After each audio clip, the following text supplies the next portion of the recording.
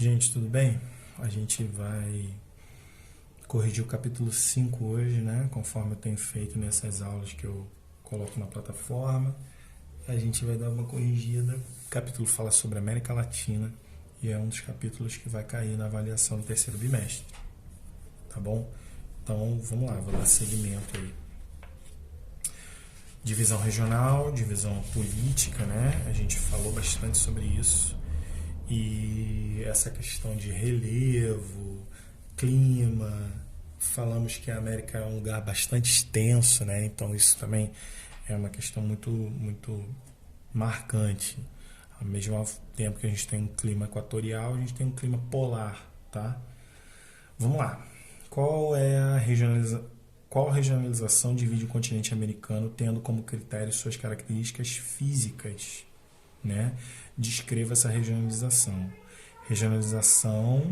A regionalização corresponde, seria a questão da América do Norte, América Central e América do Sul, né? E teria como critério a localização geográfica, ok? Questão 2.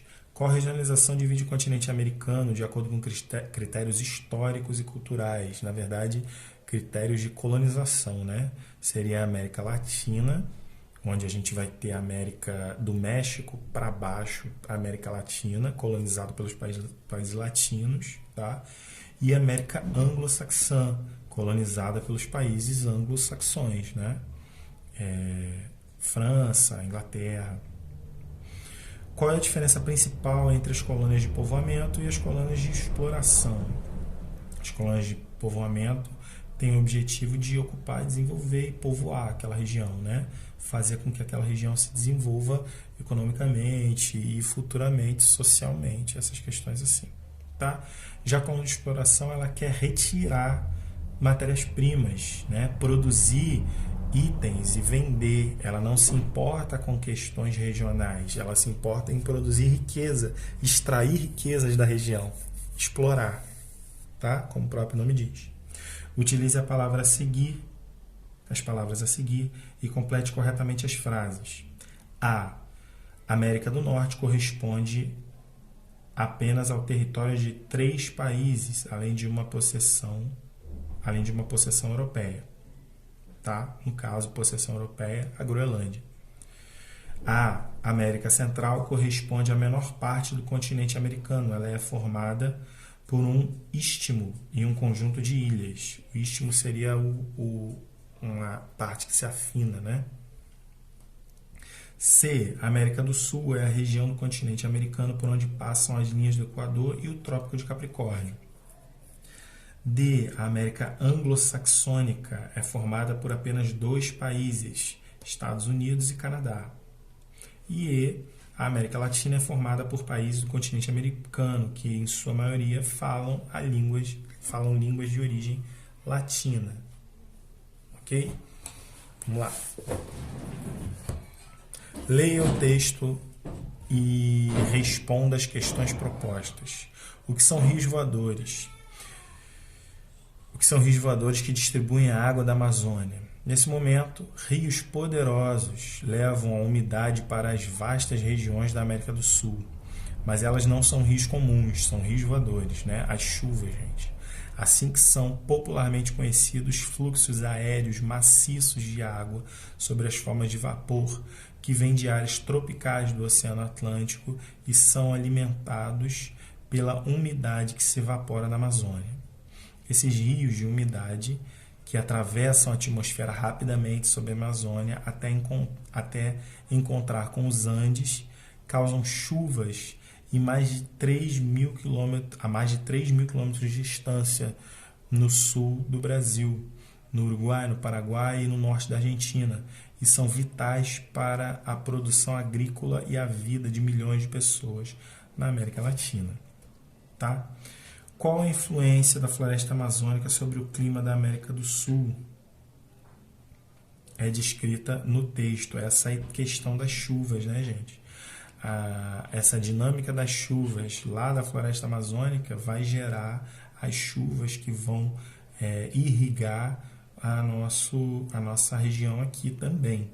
na sua opinião, o que ocorrerá se a floresta amazônica for completamente desmatada? Essa dinâmica vai acabar e provavelmente toda a dinâmica de chuvas e toda a população vai sofrer muito com isso. Tá?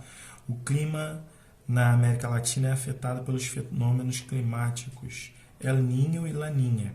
Esses fenômenos ocorrem em anos alternados, quando os regimes dos ventos e a dinâmica das correntes marítimas no Oceano Pacífico são alterados por causa do aquecimento do El Niño, por causa do resfriamento da Laninha. Suas águas superficiais, né? O resultado é uma modificação nos padrões climáticos em várias partes do mundo. Aí pede para fazer uma pesquisa, buscando reportagens, né? Eu acho que eu comentei com vocês que nesse ano 2015, 2016, a parte do Pacífico ali dos Estados Unidos ficou toda destruída. Tá? Gerou uma série de furacões, gerou uma série de coisas, destruiu tudo. Vamos lá. Aqui, ó. Como viviam os povos pré-colombianos antes da chegada dos colonizadores. A parte ali que passou vai mostrar um pouco dessa questão das cidades históricas, né, os vestígios que a gente tem, tá? E eles eram basicamente índios, tá? Mas índios com civilizações avançadas no sentido social, não no sentido tecnológico, tá? Então, nós tínhamos povos como os astecas, que eram grandes impérios, né? Socialmente evoluídos, tá? E como assim socialmente evoluídos? Quer dizer que eles não tinham desenvolvimento de eletricidade, eles não tinham desenvolvimento de carros, combustível, tá? Tecnologia de computadores, telefonia, nada disso, mas eles tinham tecnologia não, mas eles tinham desenvolvimento de hierarquia social, pessoas que mandavam, desenvolvimento religioso, tá? O que ocorreu com os povos pré-colombianos após a chegada dos colonizadores? Eles foram diminuindo por causa da interferência desses colonizadores que foram dominando esses povos, né, e obrigando eles a se submeterem ao que os povos colonizadores queriam, que os europeus queriam. Tá? Questão 3. Em relação aos povos indígenas da América Latina que existem atualmente, é correto afirmar que seu modo de vida não está ameaçado? Justifique. Claro que não, eles estão ameaçados todo tempo, né? Esses povos fazem muita força para tentar manter parte dessa cultura original, entendeu? Porque a influência desse homem branco acontece sempre neles, né? Nessa vida e nessa sociedade deles, tá? Complete as frases a seguir de acordo com as informações do mapa da página 377. As cidades de León e São Paulo apresentam densidade demográfica de 100 ou mais habitantes por quilômetro quadrado. Tá? A cidade de Valparaíso possui densidade demográfica de 5 habitantes por quilômetro quadrado. O Equador e o Panamá apresentam apenas a cor correspondente à densidade demográfica de 5 habitantes por quilômetro quadrado. Os países da América Latina que apresentam áreas com densidade demográfica com menos de 3 habitantes por quilômetro quadrado são Argentina e Bolívia. O Uruguai apresenta áreas de densidade demográfica de 5 habitantes por quilômetro quadrado e 100 ou mais habitantes por quilômetro quadrado. Tá? Então tem essa diferença aí. Continuando. Tá? A influência dos povos africanos na composição da população dos países da América Latina é uniforme? Não. Tá? Alguns países, como por exemplo o Brasil, teve muito mais, né, escravos africanos vindo para cá e se transformando em força de trabalho, né, e posteriormente sendo livres e ocupando um papel importante na população brasileira. tá? Mas existem outros lugares, outras regiões, como por exemplo Argentina, onde você teve muito menos disso aí, Uruguai, tá bom? Na pirâmide podemos identificar o bônus demográfico, pois a faixa etária que se enquadra na idade da população economicamente ativa entre 14 e 65 anos supera as demais, tá? A população economicamente ativa é um conjunto importante para o crescimento econômico de um país, ao passo que a população idosa pode significar problemas como déficit previdenciário e elevados gastos com o sistema de saúde. Leia a manchete da reportagem e responda, né, a questão a seguir.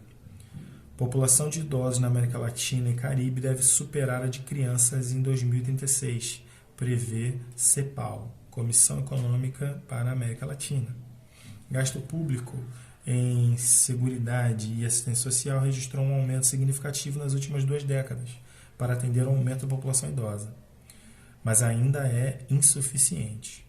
Do que trata a notícia e qual é a causa do processo evidenciado? Trata-se do envelhecimento da população, né, na América Latina, tá? E nós vamos ter aqui talvez uma melhoria na saúde dessa população idosa, uma diminuição na taxa de natalidade, talvez devido à questão do aumento da educação, né? E também uma diminuição na taxa de mortalidade para os mais velhos. Então isso vai gerar um crescimento na faixa etária idosa, ok? Vamos lá, continuando. E aqui eu acho que é o finalzinho, ó. Leia o texto a seguir e depois responda as questões, tá? O Panamá, país da América Central, conseguiu sua independência em 1903, com a ajuda dos Estados Unidos, em troca da concessão da área na qual está localizado o Canal do Panamá. Essa importante hidrovia artificial que interliga os oceanos Atlântico e Pacífico é fundamental ao comércio global e foi devolvida ao Panamá em 1999, quando passou a ser uma zona neutra internacional.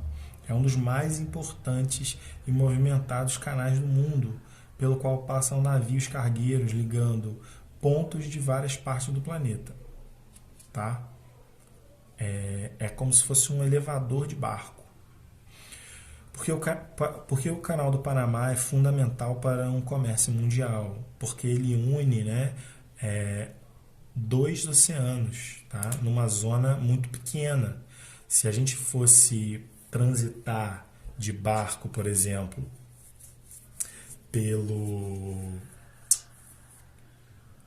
pela parte sul da América do Sul, ali é muito complicado de se transitar, tá? Então essa região aqui, o Canal do Panamá, no Panamá, é uma região de maior controle, ok? Então isso é uma questão muito importante para essa região. A América Latina apresenta a matriz energética considerada uma das mais limpas do mundo, por causa principalmente do uso das fontes renováveis. Observe as fotografias e faça uma pesquisa sobre as fontes de energia renováveis. Sobre que fontes de energia renováveis são essas, né? Aqui nós temos aqui, ó, cana-de-açúcar, que vai gerar o etanol, tá? Vai gerar o álcool, o combustível, né? E aqui nós temos uma usina hidrelétrica, né? Que é uma usina que vai usar a força da água para produzir eletricidade, ok? Isso é de extrema importância. Além disso, a gente poderia pegar energia eólica, tá? Energia dos rios já naturalmente, né? A base natural dos rios, sem essa transformação. Continuando, gente. Observe o mapa da página 392. Quais são os países que possuem bases científicas instaladas na Antártida? São vários. Ó, Argentina, Brasil, Chile, China, Estados Unidos, Polônia, Reino Unido, Rússia, Ucrânia, Uruguai e Coreia do Sul. Ok? São várias e várias bases. Faça uma pesquisa em revistas, livros ou na internet sobre a importância das pesquisas científicas feitas na Antártida para o Brasil ou para os outros países que mantêm as estações nesse continente. Anote as informações abaixo e compartilhe alguns exemplos das descobertas com os colegas. Então, são tantas. A gente tem a questão de como as massas de ar funcionam, de como a circulação de água funciona. A gente tem a questão de pesquisas em relação a como o corpo humano e como o ser humano pode desenvolver pesquisas no espaço, porque aquela região é uma das regiões mais inóspitas, né? Mais difíceis do planeta, assim. Então tem esse tipo de pesquisa também, tá? Além disso, ali profundamente guardado no gelo, a gente pode encontrar espécies já perdidas, tá? Além disso, tem a ideia de preservação também, um ponto interessante, né? A preservação, a avaliação de como aqueceu os mares, de como resfriou os mares, ok? Isso é muito importante da gente entender e preservar. E por último, a América é o continente localizado totalmente no hemisfério ocidental, entre os países do Pacífico e Atlântico. Os países da região são, de modo geral, dependentes dos setores agropecuário e extrativista para alavancar suas exportações. Em razão de sua extensão latitudinal, né, a América Latina apresenta uma grande variedade de tipos de clima e vegetação latitudinal, tá? A América Latina engloba países que foram colonizados por Espanha e Portugal. A industrialização dos países latino-americanos foi impulsionada pela ação direta do governo, do Estado. Ao longo de seu desenvolvimento, os países da América Latina acumularam uma grande dívida externa, o que hoje restringe, né, dificulta seu crescimento econômico. Tá? A América anglo-saxônica engloba países que foram colonizados pelo Reino Unido. A população da América Latina vem apresentando um processo de envelhecimento nas últimas décadas, resultando na maior proporção de idosos entre a população total. Entre os blocos econômicos da América Latina se destaca o Mercosul, que permite o livre deslocamento de pessoas entre os países membros. Durante o período colonial, no território latino-americano foram estabelecidas colônias de exploração. Atualmente, frequentam a Antártida somente pesquisadores e alguns turistas de diversos países. Ok? E aí depois a gente vai fazer a correção do outro capítulo falando sobre a América anglo-saxã. Valeu, gente. Um abraço.